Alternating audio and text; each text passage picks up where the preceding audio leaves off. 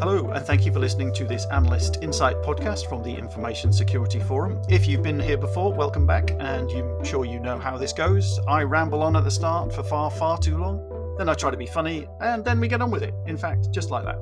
And if this is your first time listening, then you're very welcome. I'm sure you'll fit right in and soon feel at home. To every type of listener, both new and old, if there is something you want to tell us, good or bad, then please get in touch.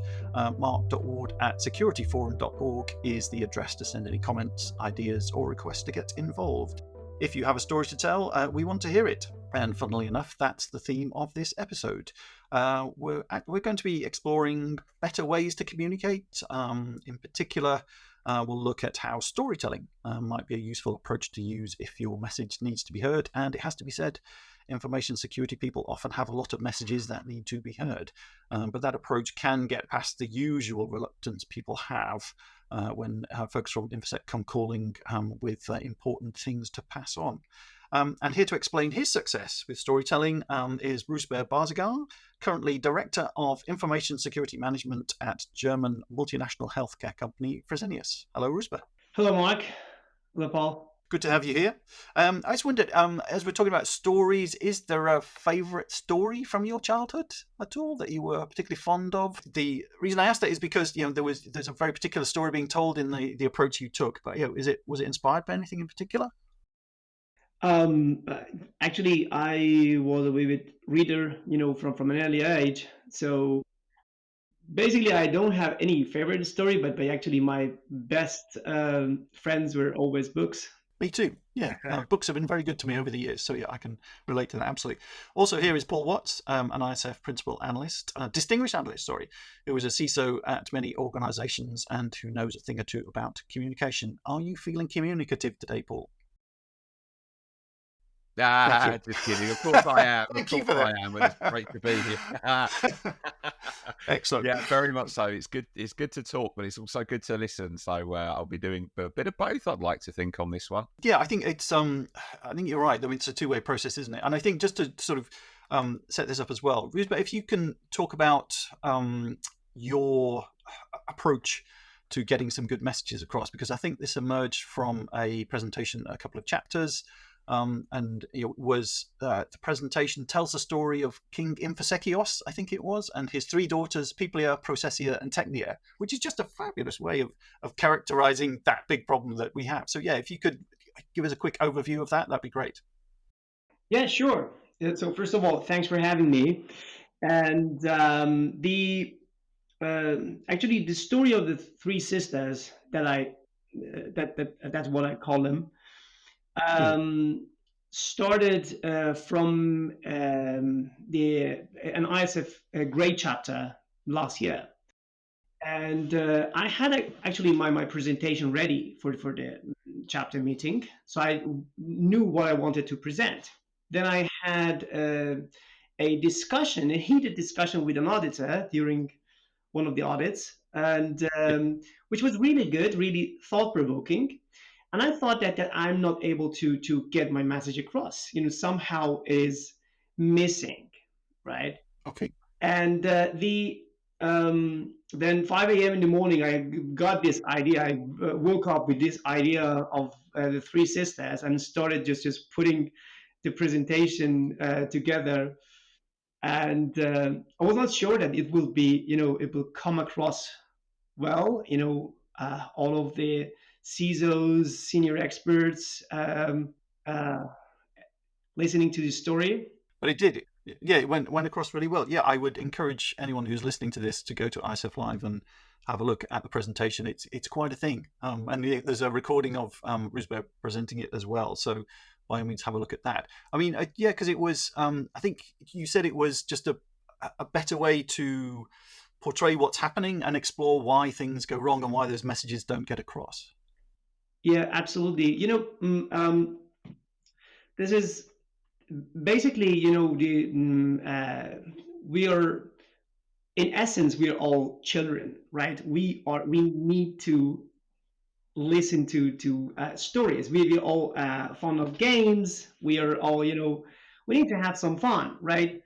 But in our industry, maybe similar to other industries, the professional way of presenting ideas is very rigid and very rough. And yeah, I don't know. The slides, the presentations look great, classy, such. But when this story, I'm talking about my own previous presentations, this story is missing, right? Yeah, I think you're right. Yeah, I think having seen quite a lot of Infosec type presentations, I'm sure you have as well, Paul. Yeah, they can be a bit stiff, and it's very much about getting the information across and not entertaining people. Oh, stiff is right. I mean, look, we've all been in that situation where we've got that email and it's dropped like a thud in your inbox saying you've got to complete your mandatory training on anti-money laundering or information security or GDPR, and a little piece of you dies inside because you're now going to spend the next hour going next, next, next, next, next. A and B, B, C, A, B, F, next. Yes, I did G for that one.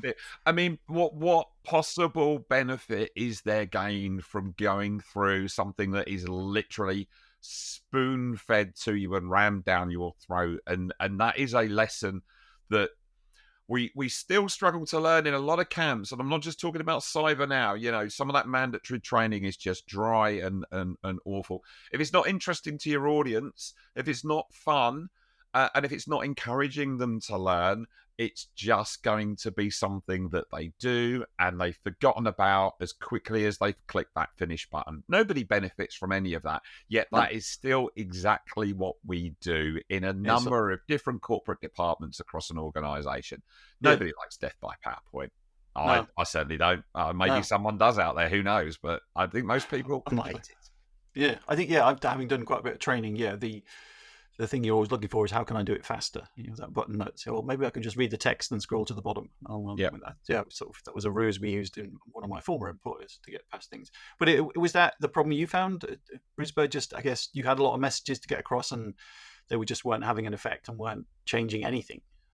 Yeah, actually, absolutely. As Paul said, there are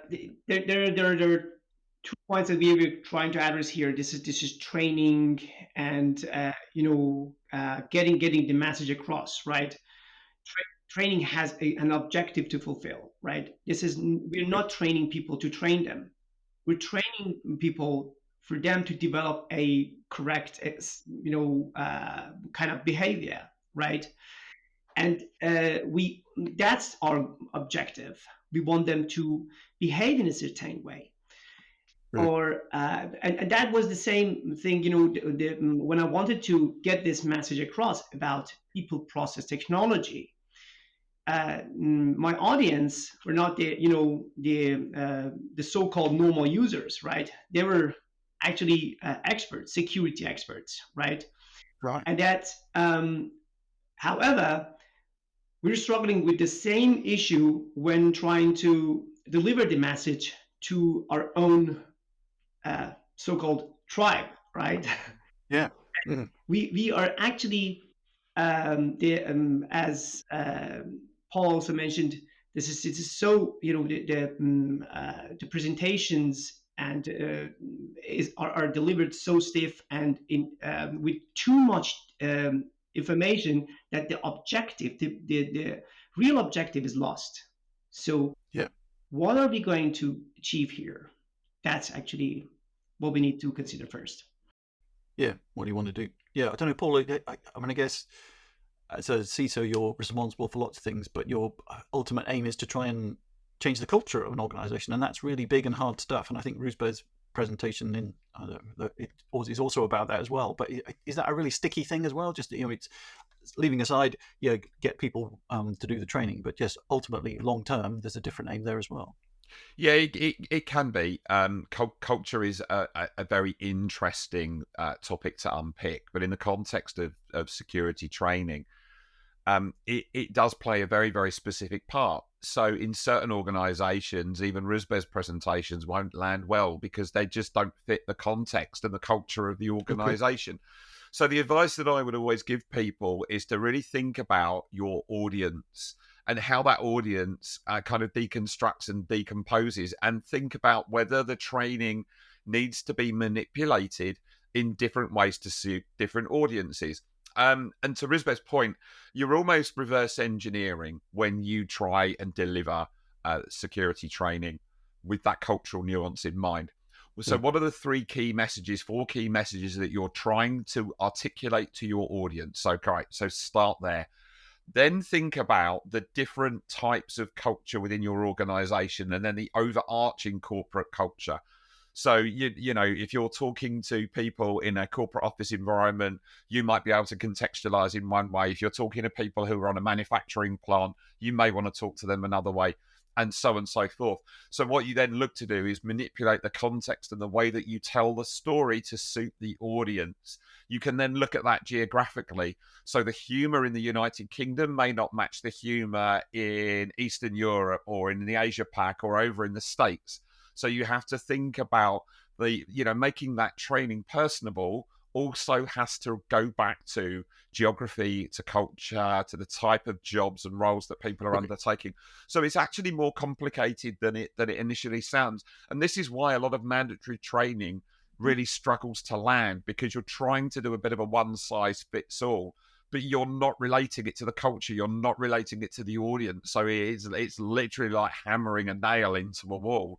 Gets the job done, but does it do the job effectively? I generally don't know. So the cultural stuff is really important to understand for sure. Yeah.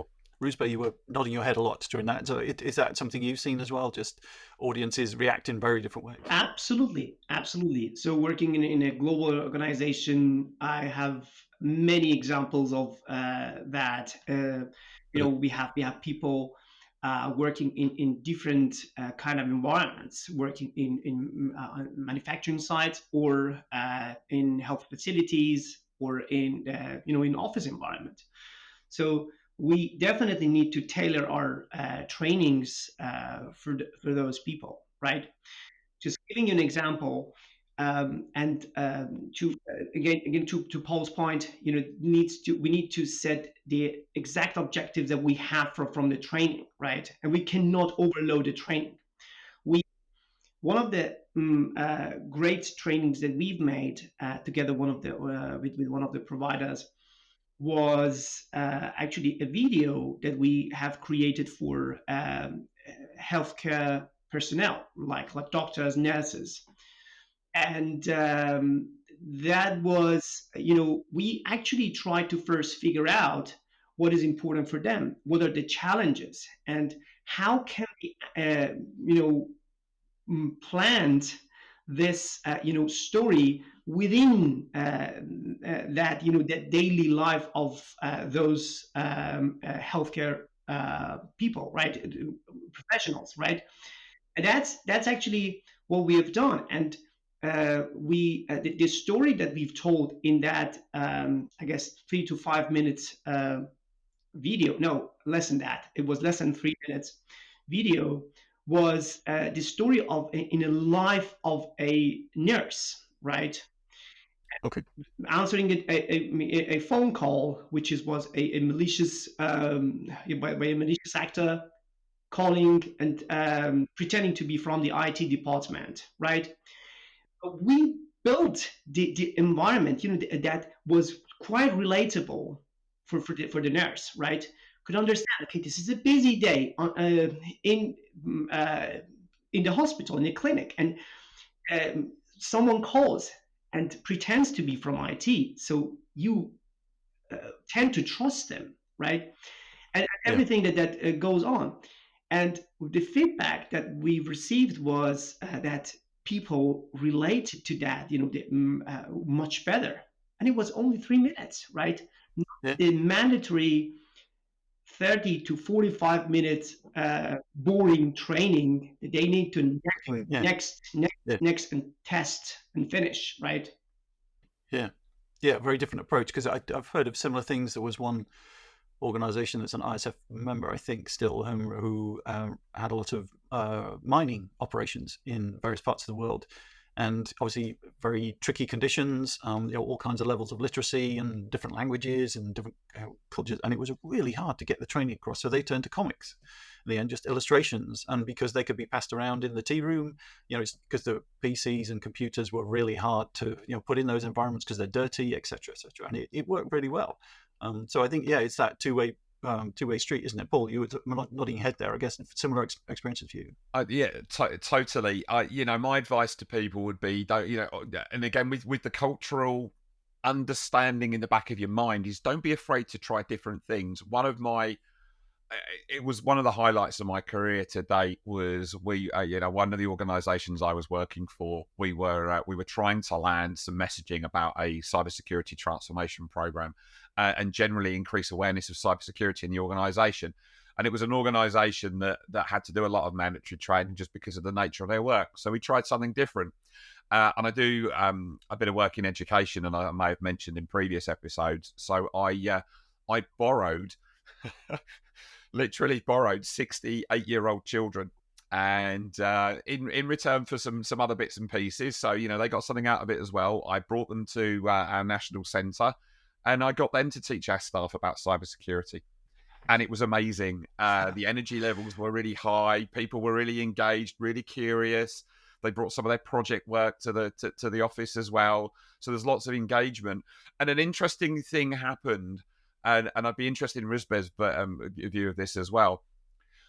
Some of the feedback I was getting from the workforce was these children look to their elders for support and guidance as they try and find their way in life. They become situationally aware of their surroundings. And in an analog world, we've bought that meal ticket. We can help them stay safe, crossing the road carefully, not talking to strangers, all of this stuff. But in a digital world, we lack the skills and the knowledge to help our children be safe. And they actually felt a certain obligation then to learn more about cybersecurity so that they could protect their children. And that was a completely unintentional consequence of what we did. And that really changed the game. The other thing that it did as well was it took the corporate agenda out of the training. So you suddenly made this very relatable and interesting to the audience because you are gifting them with a life skill that is nothing really, well, it is, but to them, it was something that the organisation was giving to them to make them better. And because the corporate agenda was out of the way, they didn't feel like they were being preached to. So they contributed, and then the conversation started, and it changed the engagement model literally overnight. I wouldn't say that it was a massive success across the entire organisation because it's a big organisation, but that really, really put into sharp focus the importance of making it relatable and making it something that they feel they are getting value out of beyond just downlining corporate messaging.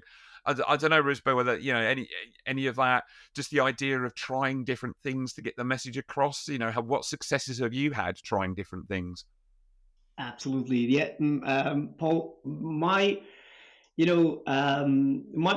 my previous role in the same organization, I was responsible for cyber culture and training for the group, right? And I was setting up the program and working with different business segments on the same. We had, and it still have, many initiatives, programs running. My all-time favorite is called Cyber Rookie, right? Okay. Cyber Rookie was meant for children, actually employees' children from the ages from 10 to 15, 9 to 15. And because of COVID, we couldn't have that on site, but we started that as virtual, which is still running. We still have that. I don't know how many sessions we had so far, but what was it all about? It was not about the organization. It was not about our policies. It was about the children, right? What kind of risks are out there? Trying to help them understand in a very, very interactive way. And the children love them. The parents love them. And we planted, I would say, a seed, in our employees' houses, right? Of Yeah. that it grows. I would say we gave back to the community as well, but also in terms of the interest of the organization, the employees felt really this time this was about them, not about us, not about our policies. Yeah, I totally agree. You reminded me of something else there that's worth mentioning too. So I know a lot of organisations. So actually, let me take a step back. I think brand is quite important. So when you're doing these small bite-sized chunk pieces of awareness training, if you can bring them back to a core brand that becomes quite relatable, like ISF Analyst in Insight Podcast, everybody knows what that is now, Mark, right? So it kind of brings everything back to that common theme, and that people relate to it immediately. They see a particular poster with a font that you've continued to use. They go, "Oh, Rouzbeh's doing some more stuff in the cyberspace." That makes it even more relatable, and it kind of brings it back and consolidates it all together. The other thing I would say is that some organisations have really gone to the next level, where they've seen that the whole cyber awareness as part of corporate social responsibility, and they're pushing some of that knowledge sharing outside of the organization in the name of CSR. Notable mention to friends and members over at AXA over in France. They've got something called the Cyber Vengers, which is again, it's something that is outside of the corporate mandate, but it's almost giving something back to society. And I think that's a great way to give back. It's a life skill that everybody benefits from. Barclays Bank, another one, life skills.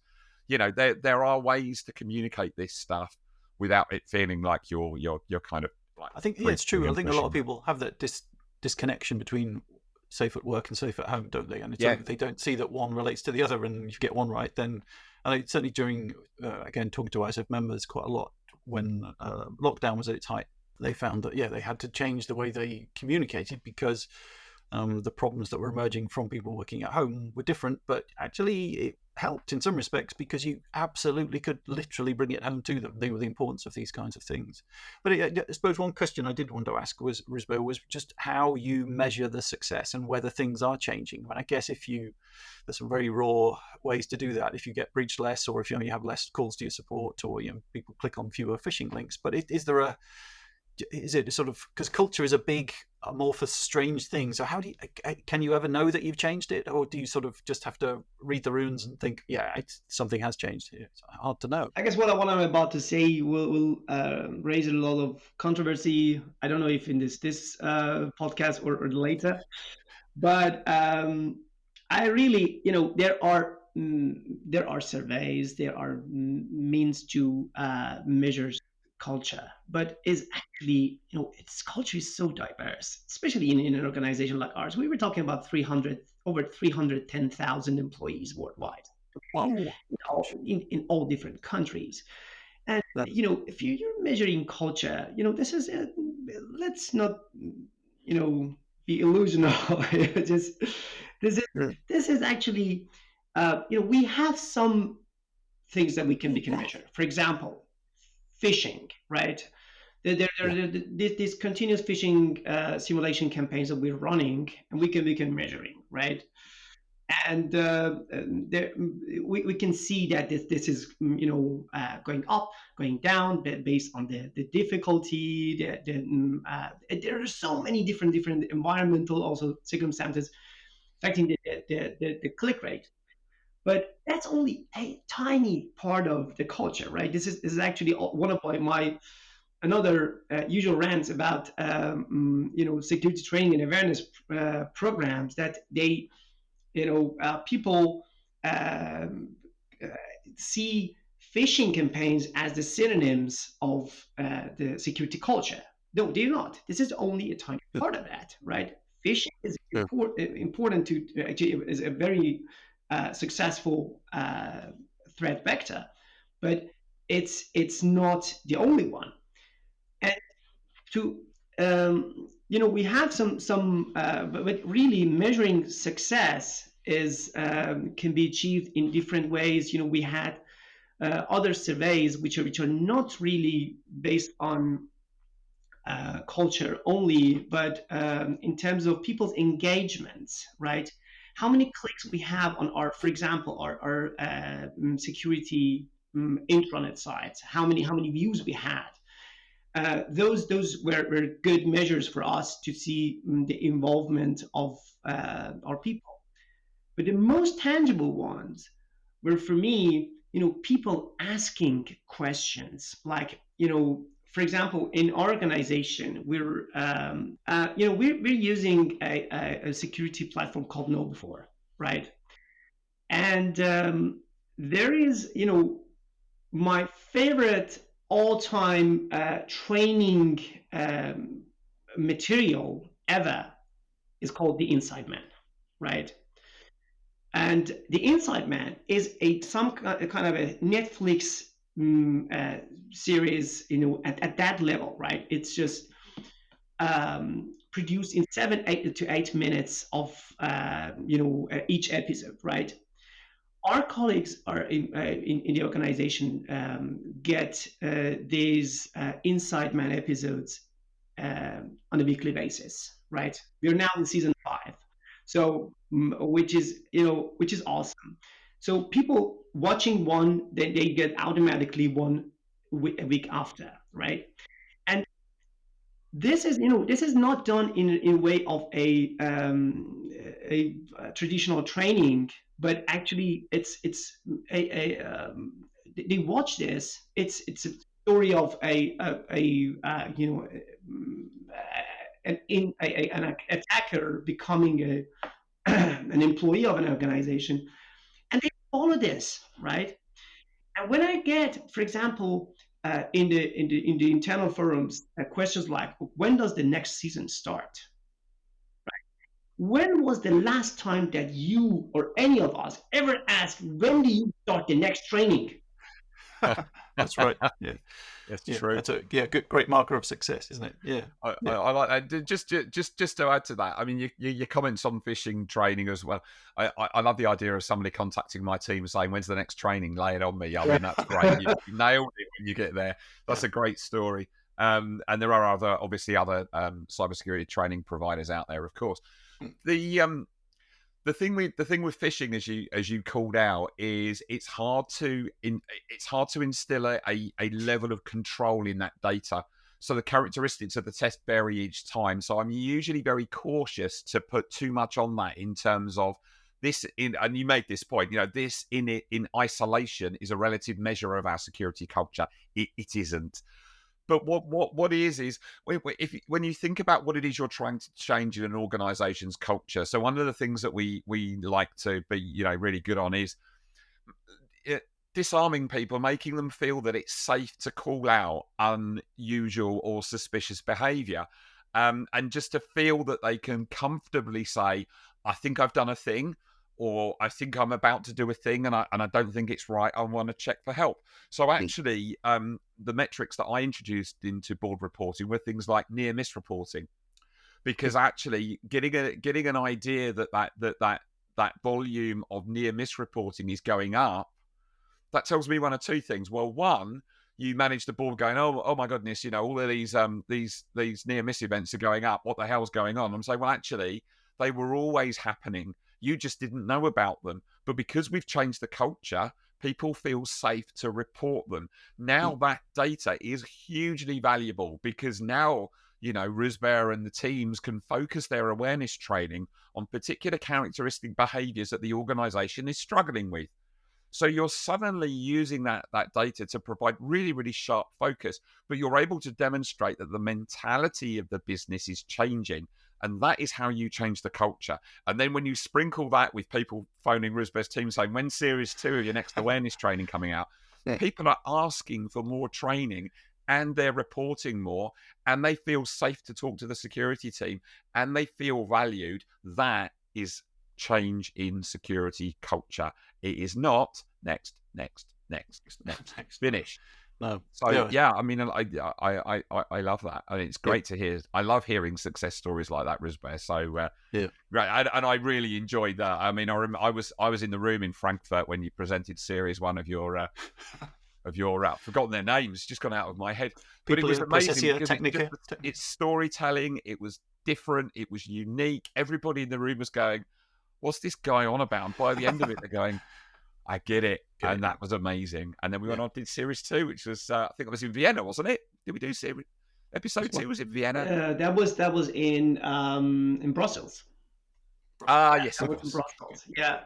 And I had this experience actually. First of all, thank you very much for the feedback. This is just, I loved it. I was not sure about it. When I was presenting there, I thought, yeah, that's not gonna go well. But then, getting this, and the best part of the feedback that I have received was afterwards when people were when talking about people process technology, they were not using these words, but they Really? okay, this is more Peoplia, right? So that was and you That's success. yeah, so that the story was actually well understood. Yeah, There well, used which to is what you be want. there used to be a website. I don't know if this project's still going. I'll have to look it up, but I'll mention it now. It's called the Analogies Project. I haven't checked in with them for a while, but what they used to do, and it kind of comes back to your earlier point, Mark, on storytelling, is they would take just a traditional like Aesop's fables or the tortoise and the rabbit and all these sorts of things, and they would take that basis of the story, but they would tell a security message through that story through the magic of analogies. One of my colleagues in my team in a former organisation managed to submit some content to that. I don't know where it's gone. I don't know whether it's still active, but that telling of a story and making it more interesting, as Rouzbeh's done and very successfully done, that's the key to getting our story, our messaging across to our businesses. It's definitely the way to approach it. You're never going to appease everybody. I mean, you're right. No. Some people might just find that. But I think you have to take the risk, because I've got a presentation to do next week, actually, to another German organisation, very large. And instead of it just being to that senior team or the Infosec unit, it's to the whole organisation. Yeah. And to be honest, I'm struggling a bit, but actually this conversation has really helped, because it's given me a bit of courage to try those kinds of things, and also to relate it much more to people in their daily lives. And I was kind of tinkering with that as an idea, but I'll go full guns blazing for that, because it got to bring it home. Literally got to bring it home. Mark, actually, that's a good point. We had every October is at Fresenius is called a Cyber Aware Month, right? Mm-hmm. The Cyber Aware is actually the brand that we're using to present ourselves. And last October I had a webinar. It was called "Why Did You Fish Me?" Right? And so there, in that, actually, me being responsible for sending out these phishing messages, I wanted to connect with people, okay, and tell them why we have done this and everything. And I told this story again, right? And I said, I talked about myself sitting in a conference, and then receiving an email on my phone, and then clicking, right? Which happened to be, this is a true story, which happened to be a simulated phishing campaign run by one of my colleagues, right? So I shared that with full disclosure, with vulnerability, and showed everyone that there's no shame in clicking. If you've clicked on this, we do this to learn. We do this to protect ourselves against those attacks that are coming from the outside, right? And that was also received pretty well, right? Again, another kind of story. There was no analogy. That was a real person, right? I think sometimes Infosec stories can be a bit abstract, can't they? And it's hard to make it land. There is something in actually. So I'm not a massive fan of fear, uncertainty, and doubt. That's not a great way to sell our trade craft, and it's not sustainable anyway. But when you've got the employee's interest, sometimes people will say to you, "Okay, well, I'm never going to click that link because bad things were going to happen." But it would be good to have a visualization of what that bad thing might look like. So I've worked with a couple of security researchers and consultants and brought them into the organizations to do live hacks, just demonstrating what actually happens when you click that button. What's happening in the background and what are the consequences of that. And that can be quite useful. I think there's some pre-work that needs to be done first before you do that, because if you do that first and foremost, it's a bit of a shock and awe and it terrifies people. So you've kind of got to warm up to that. But that's a nice little kind of side one to do, is kind of show them, give them a visual of what happens when things go wrong. And it's not to scare them, but it's just to give them context, And so sometimes that can be quite useful. Yeah, but you've got to be careful with FUD. It's something to use very, very sparingly, I would say. And also, don't tell people that you're going to fire them when they fail phishing tests. There are still organisations out there that use it as a stick. Yeah. That's just not the way to win hearts and minds. And if you want to change the culture, you've got to win the hearts and minds, not scare them into submission. It's a terrible way to put security awareness across to a business. Yeah, indeed. And to your point, Paul, this even when people click, there are some tendency of rolling out, just sending them out directly to a training, right? In an online training. This is, if you look at this from that user's perspective, this is actually a punishment, right? This is you're not rewarding them with anything, right? It's just you're punishing them in another way, and maybe softer than firing them, which is actually not even we cannot even talk about something like that here in Germany. But this is actually not really helpful. So there need to be criteria, and how, again, focusing on the objective. What do we want to achieve? We don't want to punish people. We don't want to give them a lesson or whatever. It's just we want them to do the right thing. And every time that an employee clicks on a simulated phishing campaign, and gets this landing page of "Oops, you've been phished," right? They are being trained. This is the training is already done, right? Yeah, you don't need to go back and tell them again and again and again. That's true. Yeah, stuff. Excellent. Well, thank you both. Thanks, Rouzbeh. Thanks, Paul. I hope as well for that we have told you a good story today to our listeners, and that maybe there was a bit of training in there as well. We've got it across in quite an entertaining manner.